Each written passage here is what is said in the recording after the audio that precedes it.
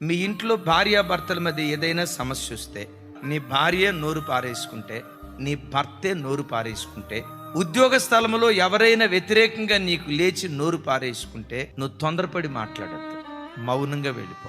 నీ మౌనమే నీకు విజయాన్ని ప్రసాదిస్తుంది. చాలా సందర్భాల్లో మనం ఏం చేస్తామో తెలుసా? ఆయన అంటే నేనెందుకు మౌనంగా ఉండాలా, నువ్వు ఒక ఆకు చదివితే నేను 10 ఆకులు చదువుతానని ఆ మాటకు ప్రతి మాట మాట్లాడటాన్ని బట్టి సంసారాలు విచ్ఛిన్నమైపోతున్నాయి, బ్రతుకులు శూన్యంగా మిగిలిపోతున్నాయి. మాటలతో సాధించలేనిది మౌనంతో నువ్వు సాధించగలుగుతావు. ఎందుకో తెలుసా? నీవు మౌనం అయితే నీ దేవుడు మౌనంగా ఉండడు. నా కుటుంబంలో ఈ సమస్య ఉంది, నా ఉద్యోగంలో ఈ సమస్య ఉంది, నా సంఘంలో ఈ సమస్య ఉంది, నా వేద్యాన్ని నీకు అప్పగిస్తున్నానని నీ వేద్యాన్ని దేవునికి అప్పగిస్తే శత్రు శాసమే మిగల్చకుండా, ఒక్క విరోధి కూడా లేకుండా అనుకూలుగా దేవుడు నీ కొరకు మార్చటం ప్రారంభిస్తాడు.